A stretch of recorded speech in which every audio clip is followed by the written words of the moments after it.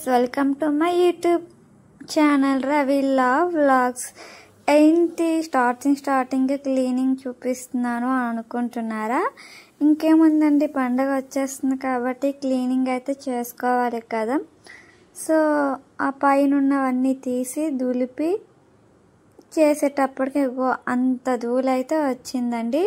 So మీరు మీ యొక్క క్లీనింగ్ని start చేస్తారా పండగకి? మా ఇంట్లో అయితే పండగ క్లీనింగ్ అయితే అయిపోయింది. సో ఆఫ్టర్ క్లీనింగ్ ఈ విధంగా అయితే సర్దుకున్నాం. చాలా నీట్గా అయితే సర్దేసుకున్నాము. అక్కడ చూస్తే లోపల అన్నిటికీ కూడా పేపర్స్ తీసి కొత్త పేపర్స్ వేసి అవన్నీ అలాగా పేర్చుకున్నాము. సో ఎప్పుడు అలానే ఉంటుంది మా ఇంట్లో అయితే. ఏ వస్తువు కూడా చెదరదు, ఎక్కడ పెట్టిన వస్తువు అక్కడే ఉంటుంది. ఇంట్లో అందరూ కూడా అదే విధంగా ఉంటాము. సో ఆ కబోర్డ్స్లోని అన్నీ కూడా నీట్గా పేర్చేసుకున్నాము. పేపర్స్ అవి కొత్తవి వేసాము, పాతవి తీసేసి నీట్గా బెడ్షీట్ కూడా మార్చేసాము. సో ఇది నెక్స్ట్ డే వ్లాగ్ అనమాట. ముందు రోజు నైట్ అంటే 31st నైట్ ఆ విధంగా చేసుకున్నాము. న్యూ ఇయర్ రోజు లేచి దీపం అయితే పెట్టేశారు మా సాయక్క. నేనైతే బయట ముగ్గులైతే వేశాను న్యూ ఇయర్కి. సో మీరు కూడా మీ ఇంట్లో న్యూ ఇయర్కి ఇదే విధంగా చేసుకున్నారు అని అనుకుంటున్నాను. యాక్చువల్ అయితే న్యూ ఇయర్ స్టార్ట్ అయ్యాక క్లీనింగ్ స్టార్ట్ చేస్తారు చాలామంది పండగ ముందు. కానీ మేము న్యూ ఇయర్ ముందే క్లీనింగ్ అయితే చేసుకున్నాము చక్కగా. నేను మా సాయక కలిపి చిన్న ముగ్గు అయితే వేసాము, రంగోలీ విత్ కలర్స్. నాకు అంతగా రాదు, ఇప్పుడు ఇదే ఫస్ట్ టైం వేయడం. నెక్స్ట్ టైం సంక్రాంతికి అయితే బాగా వేస్తాను, చూపిస్తాను. నాకు తెలిసింది కదా ఎలా వేయాలి అన్నది.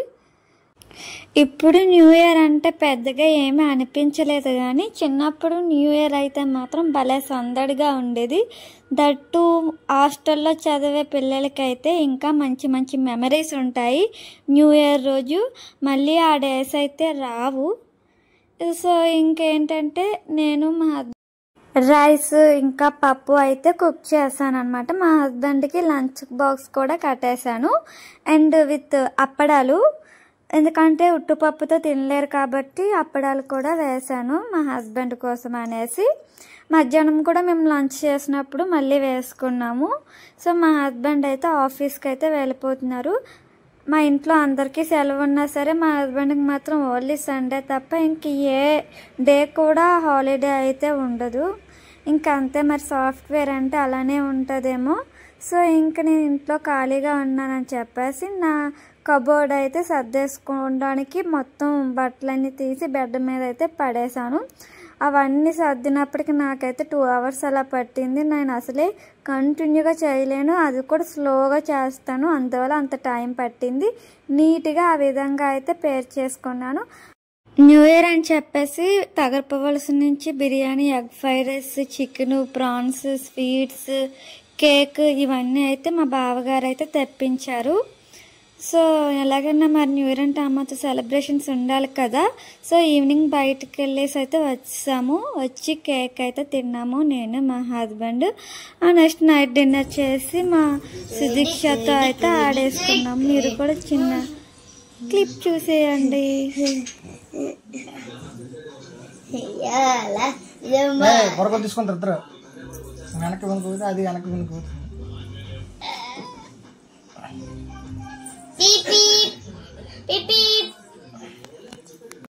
సో ఇదండి న్యూ ఇయర్ రోజు బ్లాగ్ అనమాట. సో ఈ వీడియో నచ్చినట్టయితే లైక్ చేయండి, షేర్ చేయండి, కామెంట్ చేయండి, సబ్స్క్రైబ్ చేయండి.